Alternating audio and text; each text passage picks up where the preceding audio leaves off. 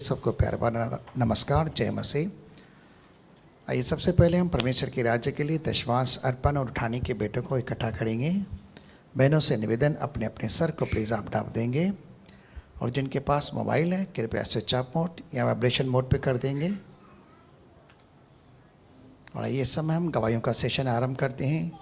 जो कोई भाई या बहन प्रभु की महिमा में गवाही देना चाहें, हम आपकी गवाही का स्वागत करते हैं और हमारी गवाही सिर्फ परमेश्वर की महिमा के लिए हो।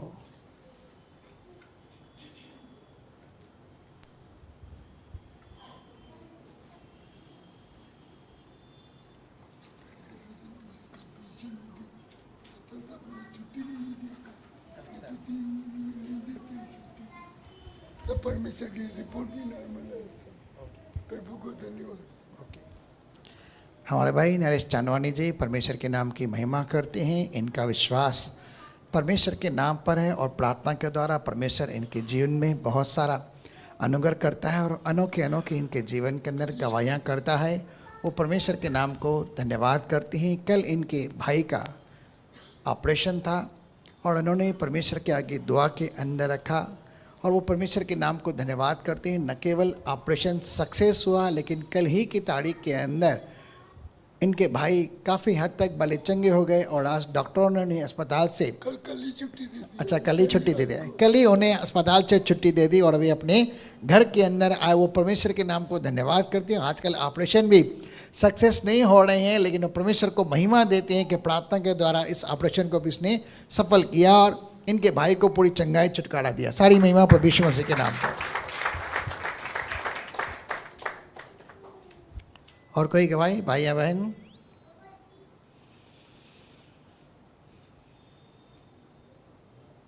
चलिए, आज एक ही गवाही है, लेकिन मैं इतना बताता हूँ, आज के शब्द के द्वारा जो आप सुनेंगे, आप प्रतिदिन गवाहियाँ देंगे। आमीन। क्या विश्वास करते हैं?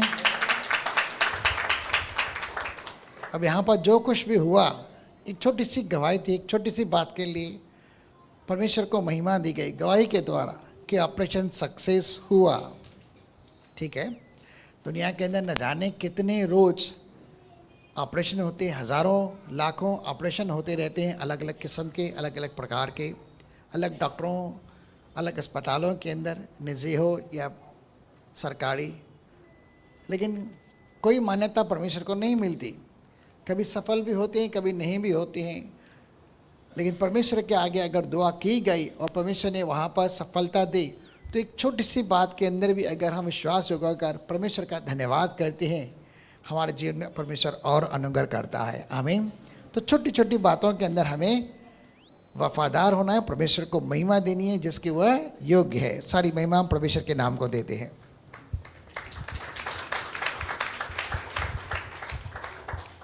चलिए आंखें बंद करेंगे।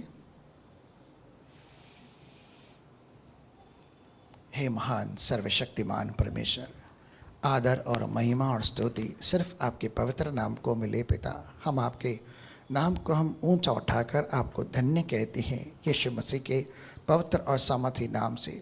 तुझे छोड़ और कोई नहीं पिता जिसकी महिमा और प्रशंसा की जाए, सिर्फ आप हैं पिता। और कलीसिया ने आज तेरे बच्चों ने जो तेरे नाम के कहलाते हैं, आत्मा और सत्य में होकर तेरी महिमा की है, आराधना की है, और जिस महिमा की योग्य तू है पिता, उन बातों के अंदर भी आपको ऊंचा उठाया गया है। इस गवाही के लिए भी तेरा दिल से धन्यवाद। सारा आदर और महिमा तुझे देते हैं। हमारे बेटों को स्वीकार कर यीशु मसीह के पवित्र नाम से। और आज तेरी दया, कृपा और तेरी अनुग्रह के द्वारा जो हमने धन पाया है प्रभु, उसका कुछ अंश दशमांश अर्पण और उठाने की बेटों के तौर हम तेरे भवन में ले आए हैं। हमारे बेटों को आप स्वीकार करें, इन्हें पवित्र ठहराएं। तेरे राज्य की बराबर होने के लिए हम दुआ करते हैं कि इनका इस्तेमाल होने पाए और तेरी महिमा के लिए जिन्होंने जो कुछ भी दिया है, जैसे विधवा स्त्री के सिर्फ 2 दमड़ियों को जो एक अठल्ले के बराबर थी, जब डाला गया मंदिर के कर के तौर, जिसने अपनी सारी जीविका न्यौछावर कर दी पिता, हम प्रार्थना करते हैं उसी तरह से जो कुछ भी तेरे बच्चों ने तेरे राज्य के लिए दिया है प्रभु, आप उनकी बेटों को देख पिता, और प्रभु उन्हें 1000 गुना बराबर दे, 100 गुना प्रतिफल दे, ताकि किसी के जीवन में धन की घटी न हो, न अन्न जल की घटी हो, न तेल या प्रभु टटके दाखरस की घटी हो, लेकिन प्रार्थना करते हैं हर एक के जीवन में हर प्रकार की भरपूरी आए और प्रभु महिमा के धन के अनुसार जो मसीह यीशु में है हर एक की आवश्यकताएं पूर्ण होने पाए, ऐसी आशीष ऐसा अनुग्रह सबों के ऊपर करके आशीषित कर। हम धन्यवाद करते हैं। आप होने दे पिता, तेरे दास के ऊपर अनुग्रह हो। बोलने वाला वो न, लेकिन तेरी आत्मा तेरे दास के मुख से बातें करे और तेरा अनुग्रह न केवल पर्याप्त हो, लेकिन उसकी निर्बलता व्यवस्था में तेरी सामर्थ सिद्ध हो और सारी महिमा तुझे मिले और कलीसिया के अंदर एक बार फिर तेरी महिमा के लिए ही पिता तेरा नाम ऊंचा उठाया जाए, प्रभु यीशु मसीह के नाम में आमीन। चलिए, गए समय हमने 2 बार शादी के विषय में सुना, लेकिन आगे चलकर हम शादी के बारे में और थोड़ा बहुत बाद में सीखेंगे। लेकिन आज हम एक एग्जाम्पल के अंदर चलते हैं जो यीशु मसीह ने दिया। हम आएंगे मत्ती की पुस्तक 25 अध्याय, मत्ती की पुस्तक 25 अध्याय, वहाँ पर हम 14 से लेके 30 तक आ रहे हैं। मत्ती की पुस्तक 25 अध्याय 14 से लेके हम 30 तक आ रहे हैं। ये एग्जाम्पल नहीं है, लेकिन एक वास्तविक और एक सत्य घटना है जो यीशु मसीह कलीसिया के विषय में भी कह रहा है। आगे, क्योंकि यह उस मनुष्य की सी दशा है जिसने परदेश को जाते समय अपने दासों को बुलाकर अपनी संपत्ति उनको सौंप दी। यहाँ पर ध्यान देना करके एक एक शब्द के ऊपर, आजकल मेरा ध्यान एक एक शब्द के ऊपर ज़्यादा जा रहा है, एक छोटे छोटे शब्द पर। यहाँ पर एक मनुष्य है, लेकिन यहाँ पर ऐसा नहीं लिखा है कि वह काफ़ी धनी है, ठीक है, यहाँ नहीं लिखा है। लेकिन यही एग्जाम्पल अगर हम लूका की पुस्तक 19 अध्याय के अंदर पढ़ते हैं 11 से लेकर 27 तक, तो वहाँ पर लिखा गया एक धनी मनुष्य, ठीक है, वहाँ पर ऐसा लिखा है। लेकिन यहाँ सिंपल लिखा है कि एक मनुष्य, उसकी दशा कैसी है कि जब वह परदेश जा रहा था तो क्या कर रहा है, परदेश जाते समय वह अपने कुछ दास भक्तों को बुलाता है, अपने सेवकों को बुलाता है और क्या करता है, उन्हें संपत्ति यानी अपनी प्रॉपर्टी उन्हें देता है। और अगर कोई धनी इंसान हो और धनी इंसान किसी को अपनी प्रॉपर्टी देना चाहे कुछ समय के लिए कि आप उसकी संभाल करो, उसकी रक्षा करो, तो धन संपत्ति कितनी हो सकती है, अंदाज लगा सकते हैं। और यहाँ कोई गरीब आदमी नहीं है, धनी इंसान है, ठीक है। तो यहाँ धनी इंसान एक परदेश जा रहा है, लेकिन परमानेंटली परदेश नहीं जा रहा है, वो उनसे कुछ कह रहा है और उसके वापस आने का भी वह संकेत दे रहा है कि एक दिन मैं आऊँगा और क्या करूँगा, आपकी धन संपत्ति से मैं हिसाब किताब लूँगा कि आपने मेरी धन संपत्ति का क्या कुछ किया है, ठीक है। धन संपत्ति और परमेश्वर की धन संपत्ति क्या है, बोलो, मैं परमेश्वर की निज संपत्ति हूँ। आप है ना भाई, हम परमेश्वर का निज घर हैं, पवित्र आत्मा का मंदिर हैं, ठीक है, और हम ही उसका निज धन है। बाइबल में लिखा है पुराने नियम की पुस्तक के अंदर, तुम ही मेरा निज धन और याजकों का समाज होगे, ठीक है। इसका मतलब मैं आज उसके बारे में नहीं, लेकिन प्रैक्टिकल बातों के अंदर बात करने जा रहा हूँ। चलिए आगे बढ़ते हैं। जिसने प्रदेश जाते समय अपने दासों को बुलाकर अपनी संपत्ति उनको सौंप दी, उसने एक को 5 तोड़, एक को 5 तोड़े, दूसरे को 2, दूसरे को 2 और तीसरे को 1, तीसरे को 1, ठीक है। अब तोड़े का मतलब क्या, कई बार हम इसे क्या समझते हैं, किसी को क्या वरदान मिला है, किसी के जीवन के अंदर क्या बुलाहट है, किसी के जीवन के अंदर क्या ज्ञान और बुद्धि की बातें मिली है, और किसको क्या टैलेंट मिला है, और किसको क्या परमेश्वर ने प्रकाशन दिया हुआ है, किसको क्या गिफ्ट दी है, दानों की, वरदानों की, आत्मा के फलों की, अभिषेक की। और इस तोड़े का मतलब कई बार हम कई प्रकार से कर सकते हैं कि परमेश्वर ने हर एक को अलग अलग दिया है, किसी को गाने का, किसी को बजाने का, किसी को लिखने का, किसी को प्रकाशन का, किसी को भविष्यवाणी का, किसी को क्या, बहुत सारी बातों के अंदर हम इस तोड़े को ले सकते हैं। लेकिन असली मतलब तोड़े का क्या है, अगर ग्रीक शब्दों के अंदर हम जाना चाहें तो पहले तो इन बातों का मतलब हमें समझ में नहीं आता था, तो हम तोड़ा समझते थे कुछ ऐसा ही मामूली। लेकिन यहाँ संपत्ति के बारे में लिखा है, और जब संपत्ति के बारे में लिखा है, इंग्लिश के अंदर भी अगर आप पढ़ें इंग्लिश ट्रांसलेशन को, तो वहाँ पर भी आपको पता चलेगा क्या लिखा है। संपत्ति की मामूली संपत्ति नहीं होती, लेकिन उसने क्या किया, तोड़े दिए, किसको 5, किसको 2, किसको 1। अब तोड़ा कितना वैल्यूबल होता है, तोड़े का मतलब इंग्लिश में पढ़ेंगे तो वहाँ टैलेंट लिखा है, बरोबर है, ठीक है, टैलेंट के बराबर परमेश्वर ने किसी को बुद्धि, समझ, ज्ञान प्रकाशन, किसी को सिखाने के लिए, समझाने के लिए, ये करने के लिए बहुत कुछ दे रखा है। और जो कुछ भी हमारे जीवन में है, जो कुछ भी हमारे पास है, वो सब परमेश्वर की दी हुई देन है करके हम इसलिए किसी बात के ऊपर अभिमान नहीं कर सकते। लेकिन हमारे पास जो कुछ भी है वो सब परमेश्वर की है। ये सांसें परमेश्वर की, ये धड़कनें परमेश्वर की, ये शरीर परमेश्वर ने बनाया है। हम अगर ऐसा कहें कि अपने सर के एक सफ़ेद बाल को काला नहीं कर सकते, लेकिन बाल भी परमेश्वर ने बनाए हुए हैं, तो हमने क्या बनाया है? हमारा क्या है? कुछ भी नहीं है करके। हमारा जन्म ही परमेश्वर की ओर से होता है, तो हम किस बात के ऊपर घमंड कर पाए? ठीक है, यहाँ घमंड की भी बात नहीं है। चलिए आ रहे हैं तोरा। अब तोड़े का मतलब क्या होता है? ऐसे धनी मनुष्य के विषय में अगर कहेंगे कि तोड़े का मतलब होता है लगभग 2 साल की तनख्वाह, यानी एक तोड़ा 6,000 दिन की कमाई है, 6,000 दिनार के बराबर है। एक साल में यहूदी कैलेंडर के अनुसार 360 दिन होते हैं, जिसके अंदर लगभग 50-52 त्यौहार आ जाते हैं, सबत के दिन आ जाते हैं। वहाँ पर इंसान को विश्राम करना पड़ता है। 6 दिन उन्हें काम करना रहता था, तो लगभग 300 ही दिन उन्हें काम करना पड़ता था। और 3 दिन, एक दिन की जो पगार रहती थी, सैलरी रहती थी, वह कितना रहती थी? 1 दिनार। और आज की तारीख में सिंपल अगर एक मनुष्य की मैं पगार पकड़ूं तो प्रतिदिन एक इंसान कितना कमाता है? आनंद एवरेज एक इंसान की पगार 1,000 रुपया पकड़ूं, एक दिन में एक इंसान आज की तारीख में 1,000 रुपया कमाता है, तो मैं 1,000 पकड़ सकता हूं। तो अगर इसे 6,000 से डिवाइड करूंगा तो कितना हो जाएगा? 6,000 इंटू 1,000 कितना हो गया भाई? मैं रुपयों के इंडियन करेंसी के अंदर कन्वर्ट कर रहा हूं, तो कितना हो गया? 6,000 इंटू 1,000 60 लाख। तो एक इंसान को जिसे एक तोड़ा मिला, कितना अमाउंट मिल रहा है? 60 लाख रुपया मिल रहा है। लेकिन क्या है ये?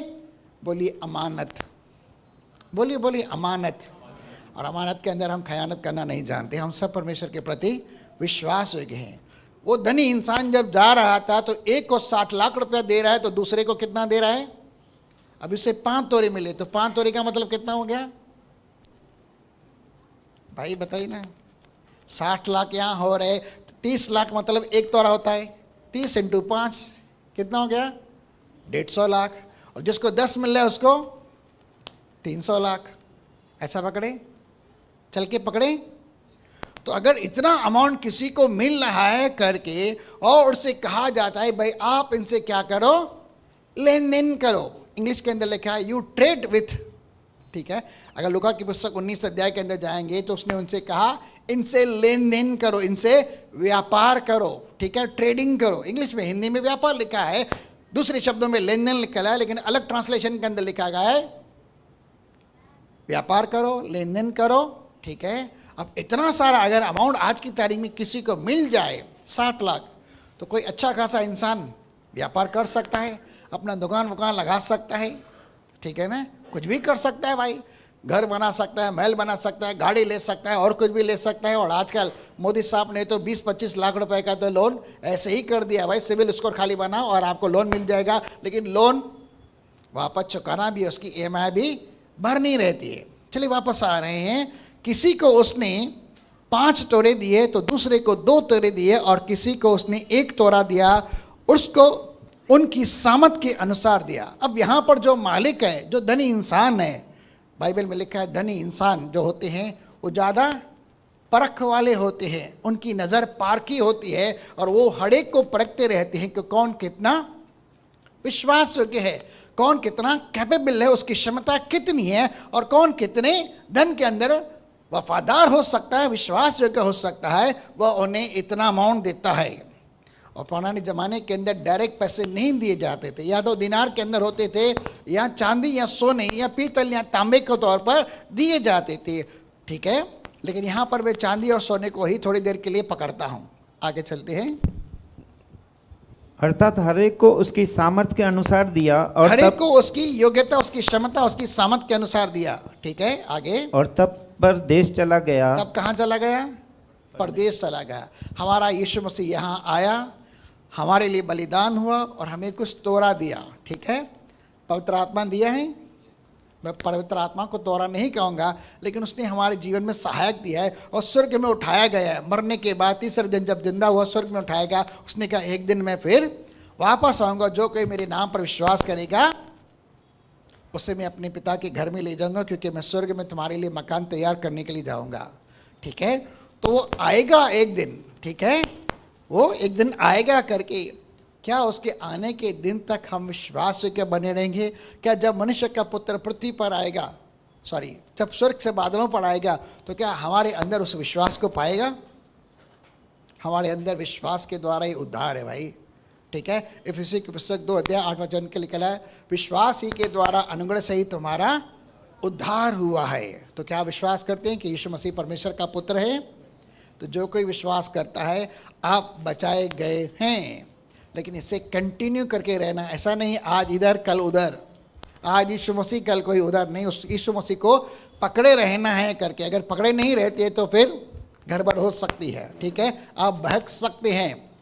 चलिए आते हैं आगे। तब जिसको 5 तोले मिले थे, तो जिसको 5 तोले मिले थे, तो कितना होता है भाई उसका? कितना हुआ भाई अमाउंट? 150 हुआ, 300 हुआ, ठीक है, जो भी है उतने लाख आप पकड़ के चलो।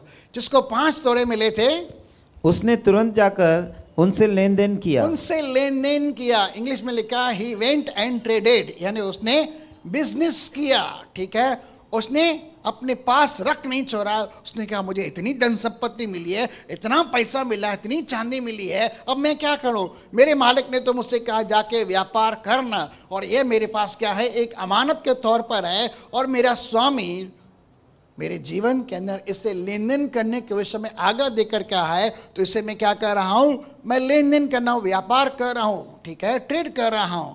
उसने जाकर लेन देन किया। ठीक है, और 5 तोले और कमाए। और क्या किया? कुछ ही समय के अंदर उसने वो अमाउंट को डबल कर दिया। अच्छी बात है भाई, 1 का 2 करना बहुत अच्छी बात है। व्यापार जगत के अंदर ऐसा होना भी चाहिए। और अगर व्यापार के अंदर मुनाफा नहीं तो वह व्यापार नहीं होता है। ठीक है, लेकिन व्यापार के अंदर हमेशा मुनाफा होना ही चाहिए, नहीं तो वह व्यापार नहीं है, वो सेवा बन जाती है। ठीक है, आगे। इसी रीति से जिसको 2 मिले थे, जिसको 2 तोले मिले थे, उसने भी 2 और कमाए। उसने भी क्या किया? अपने स्वामी के कहने के अनुसार उसने भी उन 2 तोड़ों से जो धन संपत्ति उसे मिली थी जाकर व्यापार किया। ठीक है, उसने भी, इसका मतलब अपने मालिक का, अपने स्वामी की आज्ञा का पालन किया, और वह विश्वास योग्य रहा और व्यापार करता रहा। और क्या किया?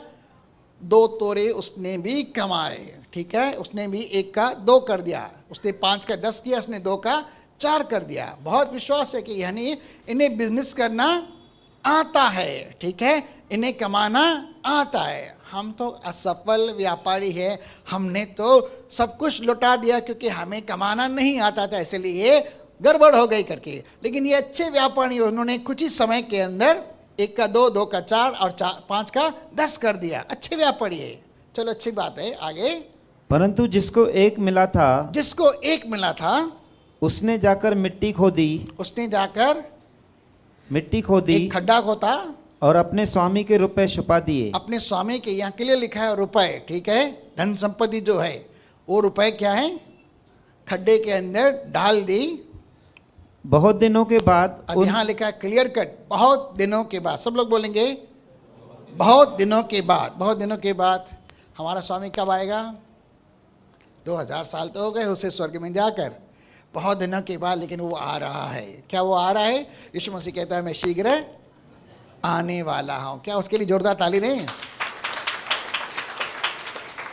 और क्या आप उसके आगमन के लिए तैयार हैं? हम कई दिनों से ऐसी सभाओं को सुन रहे हैं कि हमें अपने दूल्हे से मिलने के लिए अपने आप को सजाना है, संवारना है और तैयार रहना है। विश्वास के साथ उसके आने की बाट जोते रहनी है। और जो कोई ऐसा करता है वो अपने आप को पवित्र भी बनाए रखता है। ये हमारे लिए एक जीवित आशा है। ठीक है, आगे। बहुत दिनों के बाद उन दासों का स्वामी आकर उनसे लेखा लेने लगा। अरे ये क्या हो गया भाई? उनसे अभी क्या कर रहा है? लेखा ले रहा है। लेखा, चलो भाई क्या किया, हिसाब किताब दो मुझे। आपका और मेरा भी हिसाब किताब होने वाला है, आज नहीं तो कल, जब हमारा स्वामी आएगा बादलों पर, कि मैंने जो आपको दिया, बताओ क्या किया आपने? आप बोलेंगे हमें तो कुछ मिला ही नहीं है, सही है ना। अगर इसको 30-60 लाख रुपए मिले करके इसको 150 लाख मिले, उसको 300 लाख मिले, लेकिन हमें तो कुछ भी नहीं मिला। इसे चांदी मिल रही, इसे सोना मिल रहा है, इसे पीतल मिला है, इसे तांबा मिल रहा है, इसको टैलेंट मिला है, मुझे तो कोई भी तोड़ा नहीं मिला। लेकिन आपके जीवन के अंदर परमेश्वर ने बहुत कुछ देकर रखा हुआ है, वो शायद आप पहचानते नहीं हैं। मैंने कहा आपके पास जो कुछ भी है, जो कुछ भी है वो परमेश्वर की देन है। तो अगर आप अपने जीवन में उसे पहचानते हैं, अगर आपको धन संपत्ति न भी मिली है लेकिन और कुछ भी मिला है, तो वह भी परमेश्वर की ओर से एक देन है, एक गिफ्ट है। और उस गिफ्ट को क्या करना है? इस्तेमाल करना है। वो अमानत के तौर आपके हाथ में है, उस अमानत को आपको क्या करना है? ट्रेडिंग करना है, व्यापार करना है, लेन देन करना है। लेकिन क्या करेंगे? अगर छिपा कर रखेंगे मिट्टी में, तो एक दिन हमारा स्वामी आएगा और पूछेगा, भाई मैंने जो आपको दिया आपने क्या किया? अब यहाँ पर उनसे हिसाब किताब लिया जा रहा है, लेखा लेने जा रहा है। हमारे कामों का लेखा होगा, हमारी बातों का लेखा होगा, हमारी चाल चलन का लेखा होगा, वरन हमारे गुप्त कामों का भी लेखा होगा। और हम उसके न्याय के सिंहासन के सामने खड़े रहेंगे और पूछा जाएगा कि तुमने इसको ऐसा क्यों कहा, या तुमने उसको वैसा क्यों कहा, तुमने इसके साथ बुरी चाल क्यों चली, या तुमने इसके साथ बुरा कार्य क्यों किया, या तुमने ये क्यों किया। बाइबल में तो अंदर लिखा गया है, भाई अगर हम किसी को मूर्ख कहते हैं, सिर्फ मूर्ख, असभ्य या पागल भी कहते हैं, तो क्या होता है? नरक की आग के अंदर खड़े होकर हमें जवाबदेही देनी होती है, सिर्फ मूर्ख शब्द से। और ये एक आम शब्द है, मत्ती की पुस्तक 5 अध्याय के अंदर लिखा गया है, ठीक है। सिर्फ मूर्ख शब्द है। कई बार हम कह देते गधा ऐसा, कुत्ता ऐसा, बेवकूफ़ ऐसा, पागल ऐसा। हमें से आम रीति से हमारी, मैं यहाँ पर बोल के ऐसा किसी को नहीं कह रहा हूँ, लेकिन एग्जाम्पल कर तो बता रहा हूँ, क्योंकि हम में से कई लोगों की ये आदत होती है और ये शब्द हमारे अंदर जैसे पड़ गया है। कोई थोड़ी बहुत नादानी करता है, बच्चा हो या कोई भी हो, हमारे मुख से फटाफट शब्द निकल आता है, क्योंकि हमने इसका एक घर बना कर रखा है, किला बना कर रखा है। जब कभी कोई नादानी करे, गलती करे, तो हम फटाफट उसे एक संज्ञा दे दें, एक उपनाम दे दें और उसको एक रिमार्क दे दें, हे। लेकिन बाइबल में लिखा है इसका जवाब हमें देना पड़ता है। तो यहाँ पर एक शब्द के द्वारा भी हमें लेखा देना है। और आपको जो जुबान दी गई है उसके द्वारा आपको परमेश्वर का शब्द उच्चारण करना है, न कि अपनी जुबान से व्यर्थ बातें बोलनी है, न गाली गलौज करना है, न किसी को असभ्य, न किसी को बेवकूफ़, न किसी को वगैरह वगैरह कुछ ऐसा कहना है। लेकिन जो कुछ भी अनुग्रह के अनुसार है, शालीनता के अनुसार हमारे मुख से वही बातें निकलनी है, ठीक है, ताकि किसी का भी विश्वास बढ़े और उसके जीवन के अंदर शांति और आनंद का अनुभव आए। बहुत दिनों के बाद उनका स्वामी आया और उनसे लेखा लेने लगा, ठीक है। मुझे हिसाब दो। आगे, जिसको 5 तोड़े मिले थे, जिसको 5 तोड़े मिले थे, उसने 5 तोड़े और लाकर कहा, उसने कहा, भाई आपने मुझे 300 लाख दिए थे, अब 300 लाख का मैंने 600 लाख करके कमाया है। आपने मुझे इतनी चांदी दी थी, उसकी चांदी की जगह मैंने डबल चांदी करके कमाई है करके, ठीक है। आगे, हे स्वामी, तूने मुझे 5 तोड़े सौंपे थे, देख मैंने 5 तोड़े और कमाए हैं। हाँ, उसके स्वामी ने उससे कहा, धन्य है अच्छे और विश्वासयोग्य दास। देखिए यहाँ पर 2 शब्द हैं। दास का मतलब क्या होता है? दास का मतलब नौकर चाकर ही होता है। लेकिन पुराने ज़माने के अंदर लोगों को खरीदा और बेचा जाता था और वो गुलाम के तौर पर बने रहते थे, और गुलाम को अपनी इच्छा नहीं। लेकिन ये जो है बड़ा आदमी है, धन संपत्ति वाला इंसान है, धनी इंसान है, उसके घर के अंदर नौकर चाकर है, लेकिन वह नौकर के ऊपर भी इतना विश्वास का भरोसा करता है कि इतनी धन संपत्ति उन्हें देकर जाता है। आप समझ सकते हैं हमारा स्वामी कितना उदार हृदय परमेश्वर है, ठीक है। यहाँ एग्जाम्पल पर तौर पर लिखा गया है। और यीशु मसीह ने आपको और मुझको क्या दिया है? यीशु मसीह ने आपको और मुझको क्या दिया है? अपना सब कुछ दे दिया है। उसने अपने प्राणों को भी अपने पास नहीं रखा है। आपके लिए खून का एक एक कतरा दे दिया, अपनी जान तक दे दिया, अपनी जान की कुर्बानी दे दी है। जब वो आपके लिए जान दे सकता है तो अपने पास वो भी नहीं था। वो था, मेरी धड़कन, मेरा खून का एक एक आखिरी कतरा भी मैं तुम्हारे लिए दे देता हूँ, अपने पास नहीं रख सकता। उसने अपने प्राण आपके लिए दे दिए, तो उसने अपने लिए कुछ भी नहीं रखा, आपके लिए सब कुछ दे दिया। और परमेश्वर के बारे में उसमें लिखा गया, उसके पास सबसे बेहतरीन, सबसे उत्तम एक चीज थी, अर्थात उसका इकलौता पुत्र है। उसने वो भी अपने पास नहीं रखा, संसार के लिए दे दिया। तो यदि उसके साथ, बाइबल में लिखा, उसके साथ बाकी हमें सब कुछ क्यों ना देगा। अब यीशु मसीह ने आपको क्या नहीं दिया है, खाली वो बताइए। कई लोग बोलते हैं मसीह में आने के बाद मुझे मिला ही क्या है। तो जो लोग ये बोलते हैं मैं उनको कहूँगा कि शायद आपने बाइबल अच्छे से नहीं पढ़ी है। बाइबल में लिखा है इफिसियों 1:3 के अंदर, ये मेरा फेवरेट वर्ड है इसलिए मैं बना, उसने हमें स्वर्गीय स्थानों के अंदर हर एक आत्मिक आशीष दी है। आप विश्वास के साथ, मैंने तो ले ली है, आपने ली है। और स्वर्ग के अंदर मेरा नाम लिखा है जीवन की पुस्तक में, मैं जीऊं या मरूं मैं स्वर्ग में ही जाऊंगा। उसने मुझे स्वर्ग के अंदर एक मकान भी दिया है। फिलहाल अभी पोजीशन नहीं है, लेकिन जब पोजीशन मिलेगी आएगा तो मुझे पोजीशन भी दे देगा, चाबी तक दे देगा। भाई जा जाके घर के अंदर है, वो लेने के लिए खुद ही आएगा, ठीक है ना। बादलों पर आएगा और आकर चाबी देगा, भाई ये मकान दे रहा है, मैंने तेरे लिए बनाया और ये परमानेंट है। भाई मैं कह रहा अरे वाह, मैंने तो इस मकान के लिए कुछ भी नहीं किया, मैंने तो कभी देखा नहीं इसके अंदर ना एक पत्थर ना एक ईंट लगाई, न इसका मैंने नक्शा भी देखा। लेकिन कहूँगा स्वर्ग के अंदर मुझे चिर स्थायी लिखा है, चिर स्थायी मकान यानी परमानेंट मकान, और वो भी स्वर्ग में। बड़ी बात है भाई। उसने मुझे स्वर्ग के स्थानों की हर एक आत्मिक आशीष दी हुई है। और फिर भी हम क्या बोलते हैं, मसीह में मिला क्या है। तो अगर ये मिला हुआ है मुझे, तो मेरे पास क्या क्या है अभी। मैं कितना धनी हूँ, मैं कितना धनी हूँ। इस संसार के अंदर मेरे पास संसार की दौलत ना भी हो, लेकिन स्वर्ग के स्थानों के अंदर मेरे पास क्या है, मैं संसार के तमाम धनियों से भी धनी हूँ। क्या आप हैं? जो धनी हैं वो परमेश्वर के नाम को धन्यवाद देंगे, जोरदार ताली बजाकर। अब फिर ये नहीं कहना मुझे मिलो शायद, आपको सब कुछ मिला हुआ है, आपने लिया नहीं है। आगे चलकर एक कहानी के अंदर और देखेंगे, अभी नहीं लेकिन बाद में कभी। चलिए आगे चलते हैं। उसके स्वामी ने उससे कहा, धन्य है अच्छे और विश्वास योग्य दास। धन्य है, यू आर ब्लेसेड। और दूसरे शब्द में लिखा है तू अच्छा है और क्या है, विश्वास योग्य है, ठीक है। और यहाँ पर उसका स्वामी क्या देख रहा है, किसने व्यापार करके लेन देन करके 2 का 4 कर दिया या 5 का 10 कर दिया है, वो देख रहा है। क्या वह लालची इंसान है, लालची धनी है? नहीं, वो इंसान के अंदर विश्वास योग्यता दे रहा है कि मैंने इसे जो सौंपा, उसने न केवल उसकी रखवाली की, लेकिन उसके मेरे कहने और मेरी आज्ञा के अनुसार उसने लेन देन भी किया। और जब मैं आ रहा हूँ तो मुझे 5 का 10 करके लौटा भी रहा है। वो इस धन के अंदर क्या है, मेरी दी हुई अमानत के प्रति क्या है, विश्वास योग्य है। वह इस अमानत के अंदर खयान नहीं करता, अमानत के अंदर वह खयानत नहीं करता।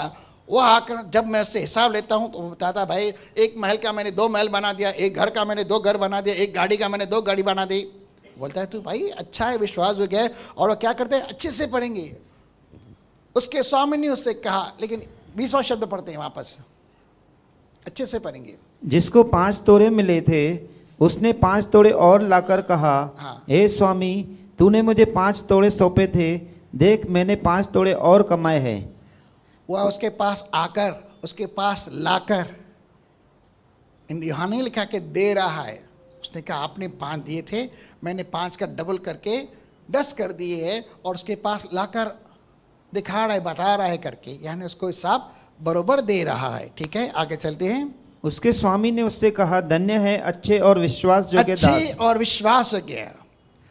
आगे, तू थोड़े में विश्वास योग्य रहा। अब बाइबल में लिखा है 300 लाख थोड़ा अमाउंट है, 150 लाख थोड़ा अमाउंट है, या 60 लाख थोड़ा अमाउंट है। आज की तारीख में भी मैं अगर पकड़ूं तो ये बहुत बड़ा अमाउंट हो जाता है। आपके लिए, मेरे लिए बहुत बड़ा अमाउंट हो सकता है। 60 लाख के अंदर आज फ्लैट आ सकता है भाई, एक अच्छा खासा घर आ सकता है, ठीक है। लेकिन वो क्या कहता है, तो थोड़े में विश्वास योग्य रहा। लेकिन उस मालिक के लिए ये वेल्थ, ये अमाउंट कितना छोटा है। अगर मालिक की नज़रों से देखते हैं तो बहुत छोटा अमाउंट है, लेकिन इस छोटे से अमाउंट के अंदर भी वो क्या है, वफादार है। हमारी नज़रों के अंदर ये अमाउंट बड़ा हो सकता है, लेकिन हमारे मालिक की नज़रों के अंदर ये बहुत छोटा अमाउंट है। आगे, तू थोड़ी सी बातों के अंदर विश्वास योग्य रहा, इसलिए तू धन्य है, तू अच्छा है, मैं तुझे बहुत वस्तुओं का अधिकारी बनाऊंगा। अब यहां पर क्या लिखा है, बहुत सारी वस्तुओं का मैं तुझे अधिकारी बनाऊंगा, ठीक है। लेकिन लूका की पुस्तक में यही एग्जाम्पल जब हम पढ़ने जा रहे हैं, यही संदर्भ जब हम पढ़ने जा रहे हैं, तो वहां लिखा है मैं तुझे और नगरों का चलिए पढ़ते हैं भाई, चलते हैं 19 अध्याय के अंदर 2 मिनट के लिए चलते हैं, यहाँ पर रुकते हैं फिर वहाँ पढ़ाएंगे। लूका की पुस्तक 19 अध्याय 17 शब्द पढ़ते हैं। उसने उससे कहा, धन्य है उत्तम दास। क्या लिखा है अभी यहाँ? उत्तम। उत्तम का मतलब, हाँ बेस्ट बोल सकते हैं आप, लेकिन बोलेंगे एक्सीलेंट। उत्तम मतलब एक्सीलेंट। क्या आप एक्सीलेंट हैं?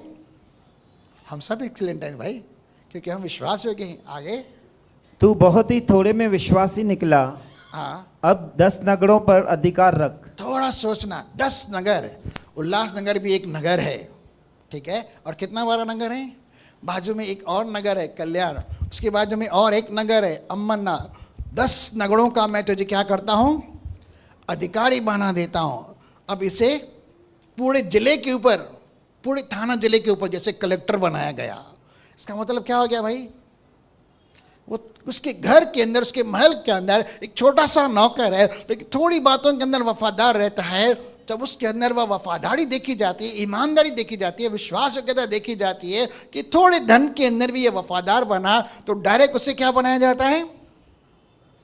10 नगरों के ऊपर अधिकारी बनाया जाता है, यानी एक कलेक्टर बनाया जाता है। कलेक्टर का मतलब समझते नहीं, एक शहर का नहीं, 10 नगरों का वह कलेक्टर बन जाता है। और एक देश, एक नगर का भी अगर कोई कलेक्टर होता है, एक जिले का भी होता है, तो बड़ी बात हो जाती है भाई। कलेक्टर की चलती है ना भाई, यहाँ पे तो बहुत कुछ कर सकता है वो, ठीक है। आगे बहुत सारे 10 नगरों का मैं तुझे अधिकारी यानी रूलर बना देता हूँ, हाकिम बना देता हूँ, राजा बना देता हूँ। दूसरे शब्द में, और आप और मैं कौन है? हम परमेश्वर की नज़र में राजा हैं, याजकों का समाज है, राज पदधारी लोग हैं, पवित्र वंश है, ठीक है ना। आगे वापस आएंगे मत्ती की पुस्तक 25 अध्याय के अंदर। मैं तुझे बहुत वस्तुओं का अधिकारी बनाऊंगा, बहुत सारी वस्तुओं का, यहाँ बहुत सारे नगरों का मैं अधिकारी बनाता हूँ। अपने आगे, स्वामी के आनंद में सहभागी हो। लेकिन दूसरी शब्द यहाँ पर जो आशीष है, यह मेरे लिए सोचने वाली बात है। अपने स्वामी के आनंद में सहभागिता, have fellowship with the Joy of your Lord. अपने स्वामी के आनंद में सहभागिता रख। इसका मतलब उसके स्वामी का। आज आप में से कितने लोग सच्ची बताइए आनंदित हैं? आप में से किसके जीवन के अंदर कितनी खुशी है? मैं आत्मिक रीति से पूछ रहा हूँ, शारीरिक रीति से पूछ रहा हूँ, पारिवारिक रीति से पूछ रहा हूँ, आपके जीवन में कितनों को आनंद है? कुछ लोग ना भी बोलेंगे या मेरे जीवन में खुशी नहीं है, मेरे जीवन में आनंद नहीं है। मैं प्रैक्टिकली पूछ रहा हूँ, मैं विश्वास के साथ नहीं पूछ रहा हूँ। सच्ची बताइए कि आपके जीवन के अंदर कितना आनंद है? मैं प्रतिदिन आनंद मनाता हूँ, और जब प्रतिदिन आनंद मनाता हूँ मुझे ऐसा लगता है जैसे मैं रोज़ पार्टी में जा रहा हूँ, खा पी कर आ रहा हूँ। वाह क्या बात है, कहीं शादी है, कहीं पर मुहूर्त है, कहीं पर क्या है, कहीं पर क्या है। मैं प्रतिदिन आनंद मनाता हूँ क्योंकि परमेश्वर का आनंद मेरे लिए मौजूद है। परमेश्वर ने मुझे अपने आनंद से बड़ा है, और मेरे नाम के पीछे ही आनंद है। मस्ती कर रहा हूँ, ठीक है। आगे, और जिसको 2 तोड़े मिले थे, हाँ। उसने भी आकर कहा, हे स्वामी, तूने मुझे 2 तोड़े सौंपे थे, हाँ। देख मैंने 2 तोड़े और कमाए। हाँ, उसके स्वामी ने उससे कहा, धन्य है अच्छे और विश्वास योग्य दास। इसे भी 2 का उसने 4 किया, उसे भी कहा जाता है तू अच्छा है, तू विश्वास योग्य है। आगे, तू थोड़े में विश्वास योग्य रहा, मैं तुझे बहुत वस्तुओं का अधिकारी बनाऊंगा। इसे भी क्या कहते हैं? अगर वहाँ पे पढ़ेंगे लूका 19 अध्याय के अंदर, तो वहाँ पर लिखा गया है उसे भी कितने नगरों का अधिकारी बनाया जाता है? पढ़ेंगे, चलिए आते हैं। यहाँ उसे बहुत सारी वस्तुओं के ऊपर अधिकारी बनाया जाता है। तो आगे चलते हैं, लूका 19 अध्याय, मेरे हिसाब से शायद 18-19 है।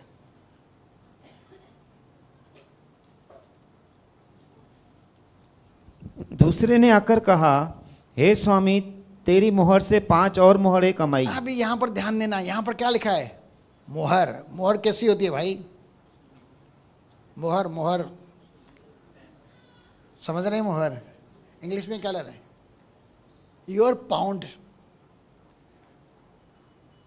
बाइबल में लिखा है, परमेश्वर का एक एक शब्द 10,000 सोने की मोहरों से भी उत्तम है। यानी एक सिक्का होता है, ठीक है, और वो जो सिक्का होता था लगभग 10 ग्राम का, तो आजकल मार्केट में जाएंगे तो चांदी का सिक्का 10 ग्राम का मिलता है, लेकिन 1 तोले का होता है जिसके अंदर लगभग 11.5 और 12 के 20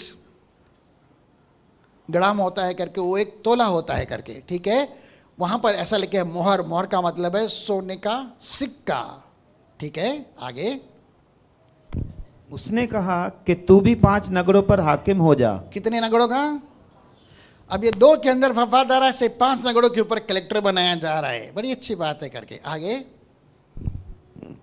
तीसरे ने आकर कहा, हे स्वामी देख, तेरी मोहर यह है हाँ, जिसे ये तेरी मोहर है। आगे जिसे मैंने अंगोछे में बांध रखी। नहीं, मती में आएंगे, वहां पे मजा आएगा। मती 25 अध्याय।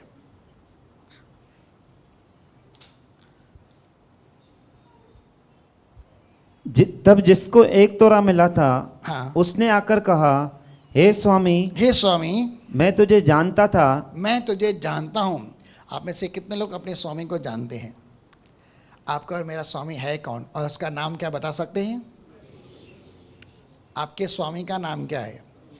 स्वामी का मतलब है जो मेरे ऊपर राज्य करे, मुझ पर प्रभुता करे। मैं उसका दास हूँ, मैं उसका गुलाम हूँ, मैं उसका सेवक हूँ, मैं उसका नौकर हूँ। क्या हम उसके अधीनता में हैं?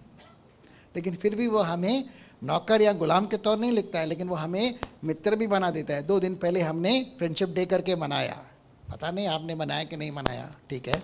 वो हमें मित्र कहता है, ठीक है। और क्या कहता है? हमें अपनी संतान मनाता है, अपनी आत्मा का मंदिर भी मना देता है। वो हमें गुलाम नहीं मनाता, लेकिन हमें गुलामी के बंधनों से आज़ाद करता है, ठीक है। तब जिसको 1 तोरा मिला था, उसने आकर उसे कहा, हे स्वामी, मैं तुझे जानता था। आप क्या अपने स्वामी को कैसा जानते हैं? वह कैसा है? यहाँ पर एक मेंटलिटी की बात बता रहा हूँ करके। वो 2 विश्वास वगैरह है, क्योंकि वो भी अपने स्वामी को जानते थे। वो कैसा है? वो भला है, वो दयालु है, वह अनुग्रहकारी है, विश्वास योग्य है, वह करुणा निधान है, वो अच्छा व्यवहार करने वाला है, वह विश्वास योग्य है। तभी तो हमें इतनी सारी धन संपत्ति दी है। अगर उसने दी है तो हमें उसकी धन संपत्ति के प्रति वफादार होना है। हमें हमारे स्वामी भक्ति को पर में उसके आगे दिखाना है कि हम उसके प्रति कितने वफादार हैं, और उन्होंने उसकी आज्ञा का पालन किया। लेकिन यहाँ पर वो क्या कह रहा है? वह मैं तुझे जानता था। लेकिन इसका नजरिया कैसा है? वो अपने मालिक को किस तरह से देखता है? उसका नजरिया क्या है? देखना भी कि तू कठोर मनुष्य है। क्या है? कई बार कई लोगों की मान्यता ऐसा होती है कि हमारा जो परमेश्वर है वो कैसा है? बहुत क्रोध करता है, बहुत गुस्सा करता है, हमारे जीवन के अंदर आशीष आने नहीं देता, हमारे जीवन के अंदर बरकत नहीं देता, हमारे जीवन के अंदर ये नहीं देता, वो नहीं देता, ऐसा नहीं करता, वैसा नहीं है। वह बहुत क्रोधित होता है, गुस्से वाला है। और कई बार हमने पुराने नियम के अंदर पढ़ा है, ऐसा करता है, वैसा करता है, ये करता है। नहीं भाई, परमेश्वर मूसा के जमाने से हम पढ़ते आ रहे हैं, वो अत्यंत दयालु है, अनुग्रहकारी है, विलंब से क्रोध करने वाला, करुणा निदान और प्रेमी परमेश्वर है। लेकिन ये इसकी मेंटलिटी क्या है? मैं तुझे जानता था कि तू बहुत कठोर इंसान है, यानी सख्त इंसान है, और जहां नहीं छींटता, जहां तू नहीं छींटता, बीज छींटे जाते हैं, जहां पर तू बीज नहीं छींटता वहां से बटोरता है। अब यहां पर परमेश्वर का एक शब्द छिपे हुए में लिखा है। परमेश्वर का एक नाम और उसकी गुणवत्ता। परमेश्वर क्या है? बोलिए, अल शदाई। अल शदाई का मतलब शून्य से सब कुछ बनाने वाला। जहां तू नहीं छींटता वहां से तू काटता है। हमारा परमेश्वर ऐसा कर सकता है? कर सकता है ना भाई? और उसने किया भी है। जब सब कुछ शून्य था, कुछ भी नहीं था, तब उसने शब्द के द्वारा धरती आकाश सब कुछ को बनाया। तो अगर बीज छाड़ता नहीं तो वहां से बटोरता है, तो ये तो सही बता रहा है ना करके। जहां पर तू नहीं छींटता वहां से तो क्या करता है? क्या करता है भाई? वहां से तू बटोरता है, वहां से तू लेता है। इसकी मेंटलिटी देखिए। आगे तू कठोर इंसान है, जहां पर तू नहीं छींटता वहां पर से तू बटोरता है। आगे सो मैं डर गया। लेकिन यहां पर एक बात है, मैं तुझे जानता था कि तू कठोर है, इसलिए मैं क्या हो गया? डर गया। मैं तुझसे डरता था। ये दो बंदे थे जिन्हें 5 तोरे मिले थे या 2 तोरे मिले थे, वो मालिक से डरते नहीं थे, उसके प्रति विश्वास करते, क्योंकि उसे जानते थे वो अच्छा है। लेकिन ये क्या था? डर है। जब आदम ने भी अदन की वाटिका के अंदर, हवा ने भी अदन की वाटिका के अंदर पाप करने के बाद, फल खाने के बाद उसकी आवाज को सुना संध्या के समय में, वो डर गए और क्या हो गए? पेड़ के पीछे छिप गए। मेंटलिटी देखिए। हम तेरी आवाज़ को सुनकर डर गए। यह भी डरने वाला, वो आएगा तो उसके सामने डरता है कि मैं उसका सामना नहीं कर पाऊंगा। और डर इंसान के जीवन के अंदर गड़बड़ी को पैदा कर देता है। मैं डर गया था इसलिए, और जाकर तेरा तोरा यानी तेरी मोहर मिट्टी में छिपा दिया। मिट्टी के अंदर छिपा दिया। अब मिट्टी के अंदर अगर मैं चांदी को दबा दूं, मिट्टी के अंदर अगर मैं पीतल को दबा दूं, मिट्टी के अंदर मैं सोने को दबा दूं, या मिट्टी के अंदर मैं तांबे को दबा दूं, तो क्या हो गया? कुछ होगा? बढ़ सकेगा? उल्टा वो सड़ना लगेगा। सड़ेगा नहीं। तांबा पीतल सोना चांदी सड़ता नहीं है, लेकिन गंदा तो जरूर हो जाएगा। मैंने उसे छिपा दिया। और कई बार हम सुनते हैं ना, पुराने ज़माने के अंदर छिपाने का एक जरिया, वहाँ पर सेफ वॉल्ट नहीं होते थे, बैंक नहीं हुआ करते थे, तिजोरियाँ नहीं होती थी उस ज़माने के अंदर। लोगों के पास अगर धन संपत्ति रहता था तो ये डर रखता था कहीं से चोर वोर ना आ जाए, इसलिए क्या करते थे?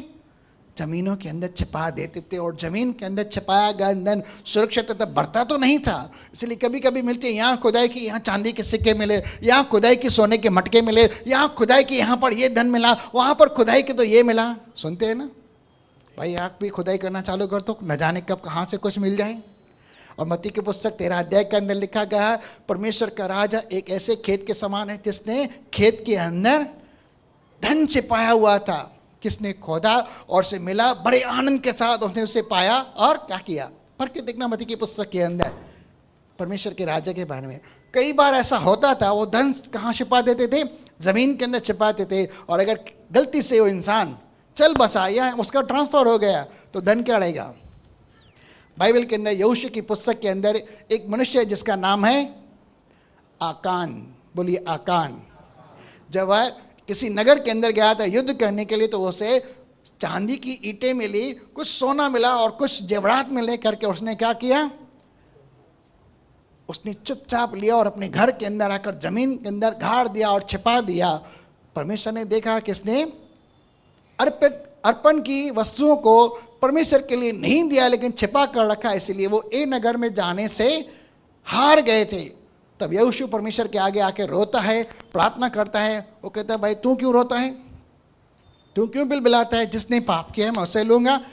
तेरे नगर के अंदर तेरे लोगों के मध्य में अर्पण की वस्तु उन्होंने चुराया है, इसलिए हार मिली है। अर्पण की वस्तु को दान कर दो, क्या होगा? फिर तुम जय पाओगे। जब ढूंढ की जाती है तो चिट्ठी निकलती है आकान के नाम पर, और आकान आकर कहते हैं, हाँ मुझे चांदी की ईंटें मिली थी और मैंने कहाँ गाड़ी थी?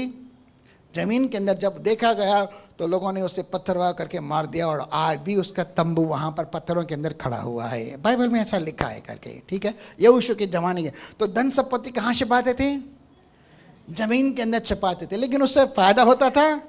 कुछ भी नहीं होता था। हाँ, वैल्यू बढ़ गई वो बात अलग है करके, आज के कल कितनी थी आज कितनी, उससे कोई मायना नहीं है। लेकिन ज़मीन के अंदर छिपाया जाता है। सो मैं डर गया और जाकर तेरा धन जो है मिट्टी के अंदर छिपा दिया। देख जो तेरा है वो ले ले, जो तेरा है वो ये है। वो उसे हिसाब दे रहा है क्योंकि परमेश्वर उसे लेखा ले रहा है। जो तेरा है वो ले ले, एज इट इज उसे दे रहा है। लेकिन विश्वास योग्य तो है ना, वापस दे तो रहे ना, गड़बड़ी तो नहीं कर रहा है ना। चलिए आगे चलते हैं। परमेश्वर ने उसे हिदायत दी थी इससे लेन देन करना, लेकिन वह परमेश्वर को किस नज़रिए से देखता है? तू कठोर है, मैं तुझे जानता था और मैं तुझसे डरता था। कई लोग डर के अंदर गड़बड़ियाँ कर देते हैं, और जिनके अंदर डर की मेंटालिटी होती है वो अक्सर कुछ भी नहीं कर पाते। डर उन्हें बांध कर रखता है और आगे बढ़ने नहीं देता, और वे डरे हुए सहमे हुए होने के कारण गड़बड़ियाँ भी कर देते हैं। मैंने डर के अंदर ये कर दिया, मैंने डर के अंदर वो कर दिया, मैंने डर के अंदर कर दिया। डर परमेश्वर की ओर से नहीं है। डर एक शैतान का साधन, एक हथियार है, और वह आपके अपने शिकंजे में लेता है, और डर के मारे आप गड़बड़ करते रहे। अय्यूब की पुस्तक के अंदर भी, जिस बात से मैं डरता हूँ वही मेरे साथ होता है, ठीक है। जिस डरावनी वस्तु से मैं डरता हूँ वही मेरे जीवन के अंदर आ जाती है। इसलिए किसी से भी डरने की जरूरत नहीं है। आप अपने मालिक का दिल से आदर करें। जो कुछ उसने दिया है आपको, आप उसके प्रति विश्वास योग्य बने नहीं। और जब आपसे लेखा लें, आप उससे कहें, प्रभु मैंने 2-4 और आत्माओं को सुसमाचार सुनाकर जीत लिया है। देख ये 2-4 लोग हैं जो तेरे पीछे चल रहे हैं ईमानदारी के साथ, और आप और मैं, हम सब वही मछलियां हैं, ठीक है। आगे, सो मैं डर गया था और जाकर तेरा तोरा मिट्टी के अंदर छिपा दिया। देख जो तेरा है वह ये ले। आगे, उसके स्वामी ने उसे उत्तर दिया हाँ, कि हे दुष्ट और आलसी दास, हे दुष्ट और आलसी दास, दो शब्द हैं। दुष्ट, दुष्ट अपने मन में कहता है कि कोई परमेश्वर नहीं और वो मुझसे लेखा नहीं लेगा। हे दुष्ट और आलसी, कई लोग जो हैं आलसी भी होते हैं, लेजी। लेजी यानी कभी आत्मिक आलसीपन के बारे में भी बताऊंगा करके, और संसार के आलसीपन के बारे में भी सिखाऊंगा अगर परमेश्वर ने मुझे मौका दिया तो। हे दुष्ट और हे आलसी, जब यह तू जानता था जब तुझे ये पता था, मेरे बारे में तेरा यह नजरिया है, मेरे बारे में तेरी ये राय है कि जहां मैंने नहीं बोया जहां मैंने नहीं बोया वहां से काटता हूँ, वहां से ही मैं काटता हूँ, और जहां मैंने नहीं छीटा जहां मैंने नहीं बिखेरा वहां से बटोरता हूँ, वहां से ही मैं लेता हूँ। तो तुझे चाहिए था। अब इसका मतलब क्या हो गया? अभी अपने मालिक को जानता है तो उसे कैसा करना चाहिए था? वैसा ही करना चाहिए था ना जैसे वो अपने मालिक के बारे में सोचता था। लेकिन डर ने उसके जीवन के अंदर गड़बड़ कर दी, इसलिए वो कुछ नहीं कर पाया। वो सुस्त बना रहा अपने मालिक के प्रति। जब आए देखा जाएगा, जो उसका उसको दे दूंगा। ठीक है, सुस्ती और दूसरी तरफ से दुष्टता और तीसरी तरफ से डर। आगे, तो तुझे चाहिए था कि मेरा रुपया सराफों को दे देता, तब मैं आकर अपना धन ब्याज समेत ले लेता। हाँ, इसीलिए वह तोरा उससे ले लो, वह तोरा जो उसके पास है वो उसे ले लो, और जिसके पास 10 तोड़े हैं उसको दे दो। अरे वापस, जिसने 5 का 10 किया उसको और मिल रहा है भाई, एक तोड़ा और मिल रहा है। ठीक है ना, जिसने 5 का 10 किया उसे एक और तोड़ा मिल रहा है 11।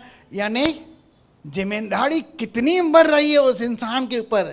थोड़े में से एक महल के प्रति वह वफादार रहा, थोड़े से धन के प्रति वफादार रहा, वह 10 नगरों के ऊपर कलेक्टर बन गया। उसे और कहा जाता है भाई एक नगर में तुझे और दे देता हूं भाई, इसके ऊपर भी तो कलेक्टर। यानी जिम्मेदारी कितनी बढ़ गई। और कलीसिया का कोई भी पासवान हो, कहीं का भी पासवान हो करके उसके ऊपर जिम्मेदारी रहती है। ठीक है, एक एक भेड़ का, एक एक मेमने का, एक एक चीज का हिसाब किताब देना रहता है। ठीक है, आगे चलते हैं। क्योंकि जिस किसी के पास है, जिस किसी के पास है उसे और दिया जाएगा, उसे और दिया जाएगा, और उसके पास बहुत हो जाएगा। उसके पास बहुत हो जाएगा। आपके पास सब कुछ है, बाइबल में कहा आपको और मिलेगा। ताली बजाएं जोरदार। भाई जब मिलने की बारी आती तो ताली तो बजती ही है। ठीक है ना, जिसके पास है उसे और दिया जाएगा। लेकिन आपने तो पता ही नहीं आपके पास क्या है भाई। आपको कौन सा तोरा मिला है, कौन सा टैलेंट मिला है, कौन सा ज्ञान, कौन सा प्रकाशन, कौन सी सेवा के लिए क्या गाना है, बजाना है, खाना है, पकाना है, क्या करना है, आपने तो पता ही नहीं है। आपके जीवन के अंदर वो चीज़ें और भी दी जाएगी। ठीक है ना, यानी हमारा परमेश्वर हमेशा देता रहता है। हमारा परमेश्वर कितना महान है, बोला हमारा परमेश्वर सर्वोत्तम है। वो हमें उत्तम कहता है लेकिन वो सर्वोत्तम है। आमीन। आगे, परंतु जिसके पास नहीं है उससे वह भी जो उसके पास है, जो उसके पास है, जो वो अपना समझता है, ले लिया जाएगा। वो भी ले लिया जाएगा। ठीक है, यहां पर अब गड़बड़ हो गई करके थोड़ी। जिसके पास जो है, जो अपना समझता है, हालांकि सब कुछ परमेश्वर की ओर से, वह भी उसे ले लिया जाएगा।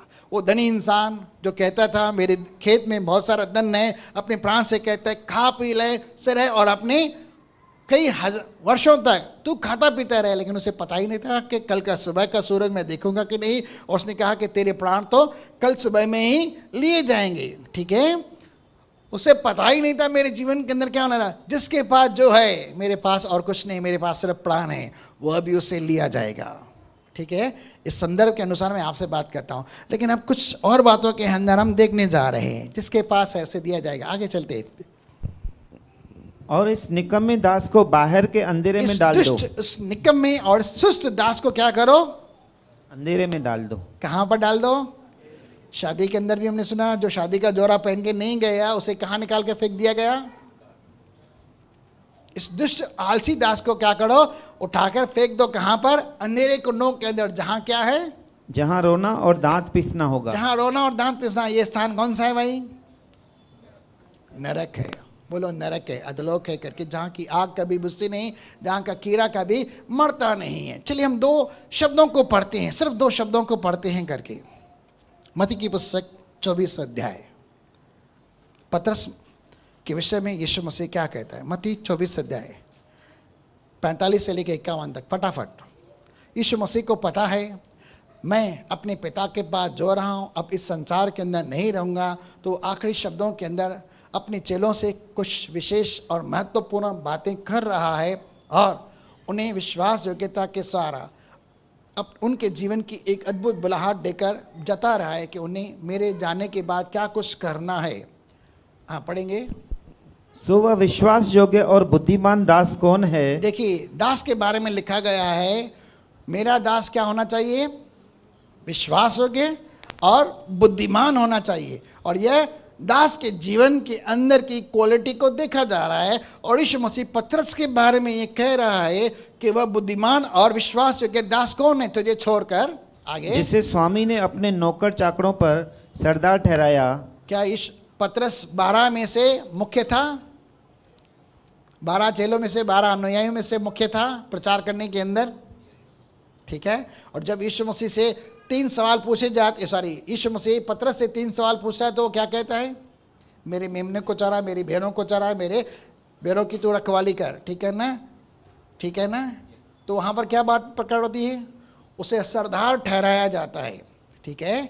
सो वह विश्वास योग्य और बुद्धिमान दास कौन है, जैसे स्वामी ने अपने नौकर चाकरों के ऊपर सरदार ठहराया कि समय पर उन्हें भोजन दे। समय समय पर उन्हें भोजन दे। कौन सा भोजन? आत्मा की खुराक, वचन का भोजन, जो हमारे आत्मा को शक्तिशाली करती है, यानी स्वर्ग से उन्हें वचन दे करके और परमेश्वर की ओर से बातें उन्हें सिखाए, ठीक है। इंग्लिश में देखो, यहाँ पर भी लिखा है, Who then is faithful and wise servant whom his Lord has made ruler over his household, अपने घर के ऊपर उसका स्वामी ठहराए। आगे, धन्य है वह दास जिसे उसका स्वामी आकर ऐसा कि करते पाए। देखिए, ये जो विश्वास योग्य सेवक है क्या है? और परमेश्वर इसे भी क्या कहता है? वह धन्य है। और जब वह आए तो ऐसे ही सेवा करता रहे, परमेश्वर की ओर से ले और परमेश्वर के लोगों को देता रहे। आपके अंदर भी विश्वास योग्यता देखी जाती है कि आप औरों को परमेश्वर का शब्द सुनाते हैं कि नहीं सुनाते हैं, कि अपने पास रख छोड़ते हैं, अपने हृदय के अंदर, अपने हृदय की भूमि के अंदर दबा कर रख देते हैं, मोती के समान। आपको जो मिलता है, परमेश्वर आपको जो देता है, वो आपको इसलिए देता है कि आप औरों को दे। अगर छिपा कर रखेंगे तो गड़बड़ हो जाएगी। हमें जो मिलता है ज्ञान, प्रकाशन, बुद्धि, समझ की बातें हम बांटते हैं, और आपका क्या कर्तव्य है? दूसरों को जाकर बताना है। अगर विश्वास योग्य नहीं, बुद्धिमान नहीं है, तो आपके अंदर ये सरता रहेगा, जब हिसाब आएगा तो प्रभु जो मेरे पास है वो यही है, ठीक है। आगे, मैं तुमसे सच कहता हूँ, मैं तुमसे सच कहता हूँ, वह उसे अपनी सारी संपत्ति पर सरदार ठहराएगा। देखिए, अब यहाँ पर कितना बड़ा इनाम है। परमेश्वर की संपत्ति के बारे में लिखा है, उसके ऊपर वह उसे पूरी संपत्ति के ऊपर, सारी संपत्ति के ऊपर अधिकारी ठहराएगा। परमेश्वर मतलब समझ रहे हैं, परमेश्वर की धन संपत्ति इस समय कहाँ है? एक तरफ से तो कलीसिया है इस धरती पर आज की तारीख में, लेकिन स्वर्गीय स्थानों के अंदर, वहाँ पर भी मैं उसे रूलर ठहराऊंगा, अधिकारी ठहराऊंगा। वहाँ पर भी आपका राज्य होगा। और जब यहाँ पर इस धरती के ऊपर 1000 साल के लिए राज्य होगा, वहाँ पर भी आपको अधिकारी बनाया जाएगा राज्य करने के लिए। हे छोटे झुंड, मत डर। परमेश्वर को ये बाया कि वह तुम्हें एक राज्य थे, तुमने आराम से लेकर मेरी सेवा की हुई है, इसलिए मैं तुम्हें इसराइल के 12 गोत्रों के सिंहासन पर बैठाऊंगा, राज्य करने का अधिकार देता हूं। ये यीशु मसीह के शब्द है। किसके लिए? अपने अनुयायियों के लिए, अपने चेलों के लिए, जिन्हें उसने प्रेरित कहा। तो वो किसके बारे में? आप सब भी वो हैं, लेकिन आप बांटेंगे किसी को, आपके जीवन में और आएगा, क्योंकि परमेश्वर आपके अंदर से वह विश्वास योग्यता दे रहा है, देख रहा है। मैं 5 मिनट का और समय ले रहा हूँ, चलिए आगे चलते हैं फटाफट।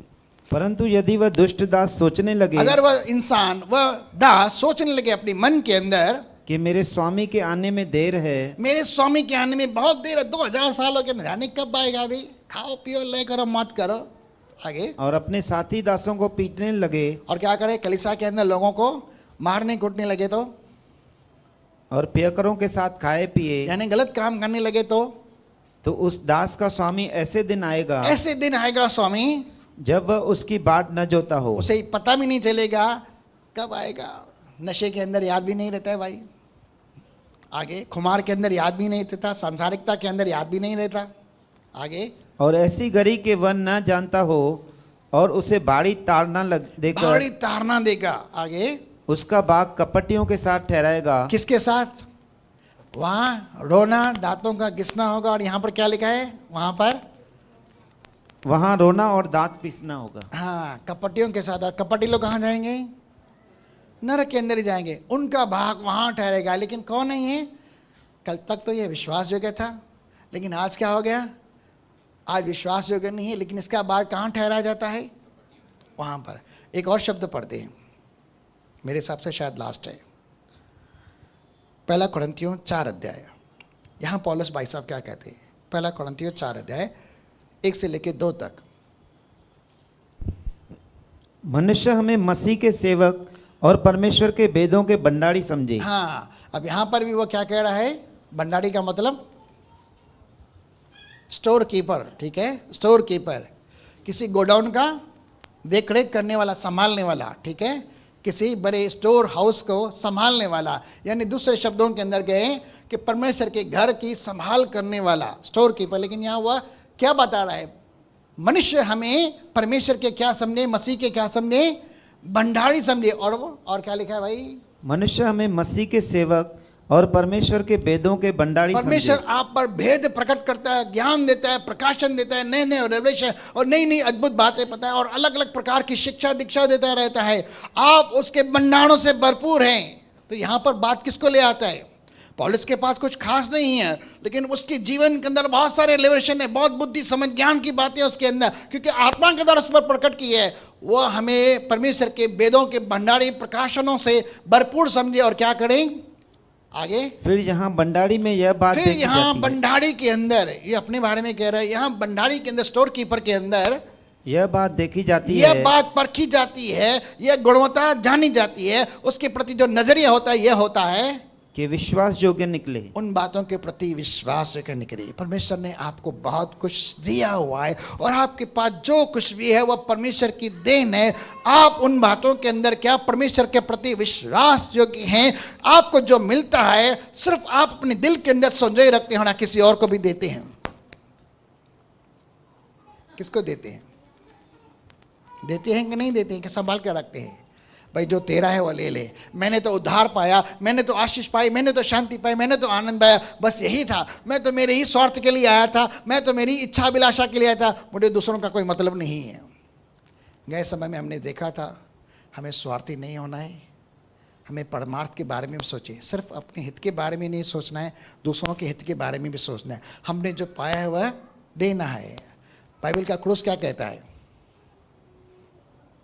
ठीक है ना? क्रूस ऐसा है ना? वचन हमारे जीवन की फाउंडेशन है। गए सप्ताह के अंदर में भाई हरीश गलानी के द्वारा सुना, वचन हमारे जीवन की फाउंडेशन है। जब हम प्रार्थना के द्वारा वचन के ऊपर आधार खड़े रहते हैं तो हम खड़े रह पाते हैं, अन्यथा गिर जाते हैं, आंधी तूफान आएंगे। और जब प्रार्थना करते तो हमारा कनेक्शन परमेश्वर से होता है, ठीक है? और दूसरी तरफ से जब हम कलीसिया में आते हैं तो हमें मिलता है, दाएं हाथ से हमें मिलता है और बाएं हाथ से किसी को देना रहता है। आपको यहाँ से मिलता है, यहाँ से देना रहता है। तो क्या क्रूस का नज़ारा पूरा होता है? क्या परमेश्वर के उद्देश्य को पूरा करते हैं? एक शब्द पढ़ें लास्ट, लूका की पुस्तक में लिखा है, चलिए शब्द ही पढ़ देते हैं, क्षमा करना।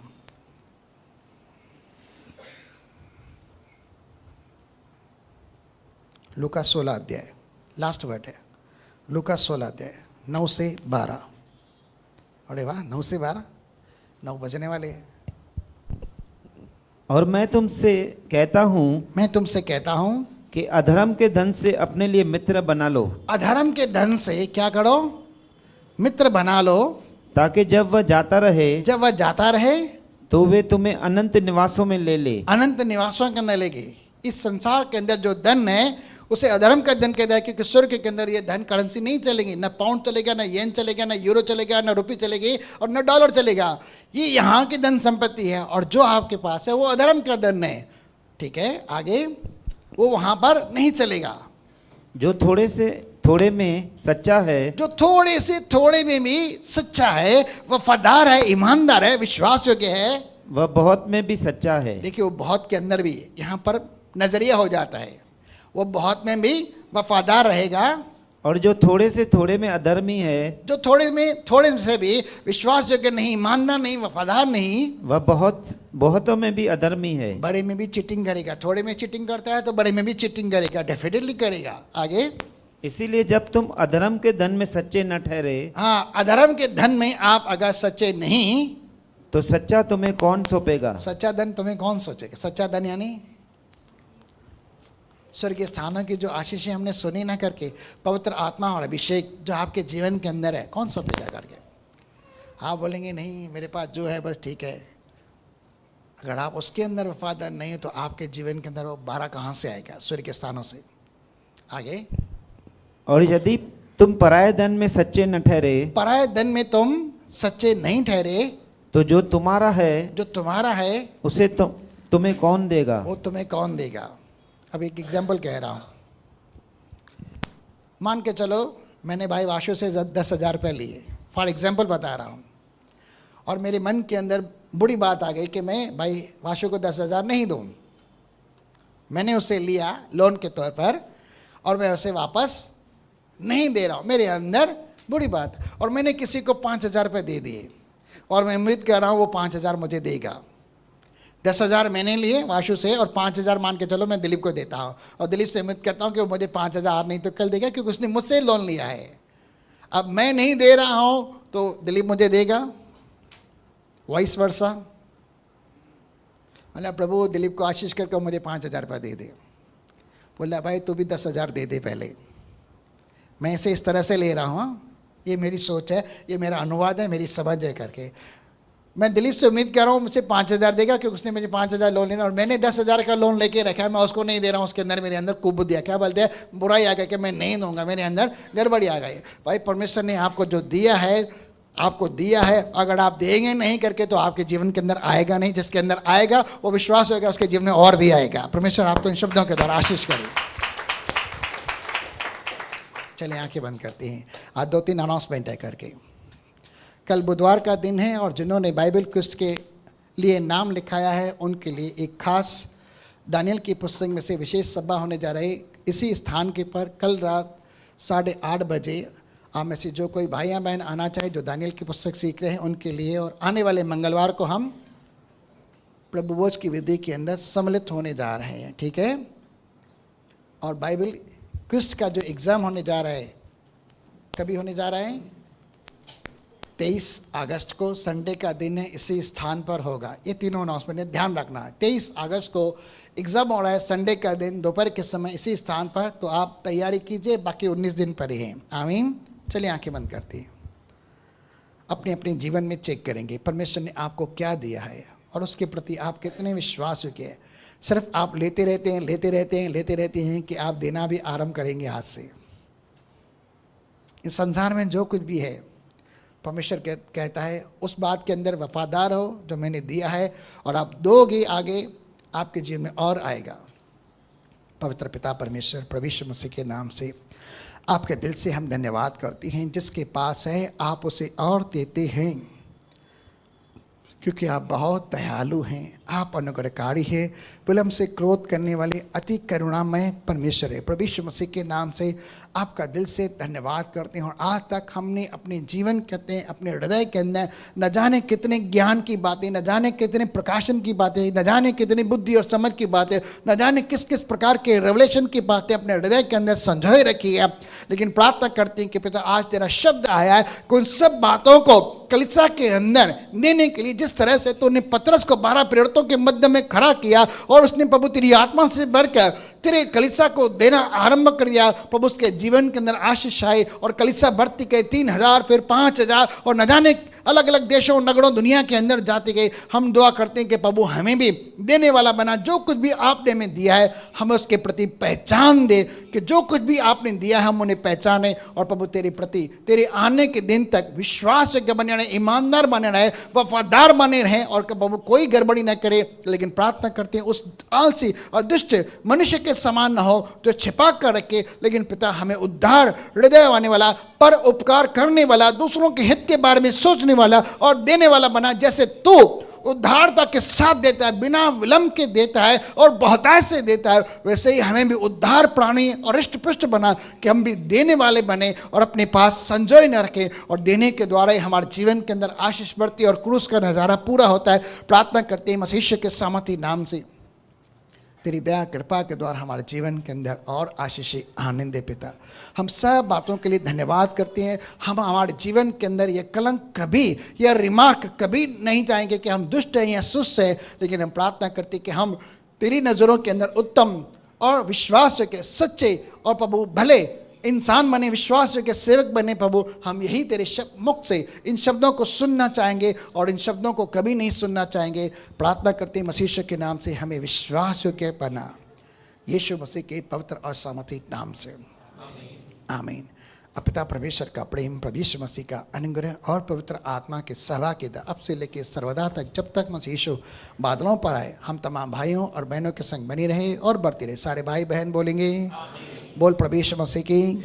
परमेश्वर आप सबको आशीष करे, अनुग्रह शांति से भरे। भाई लोग भाइयों से, बहनें बहनों से हाथ मिलाकर प्रेज़ द लॉर्ड करेंगे। आज 5-7 मिनट की देरी हो गई, इसलिए मैं सॉरी चाहता हूँ।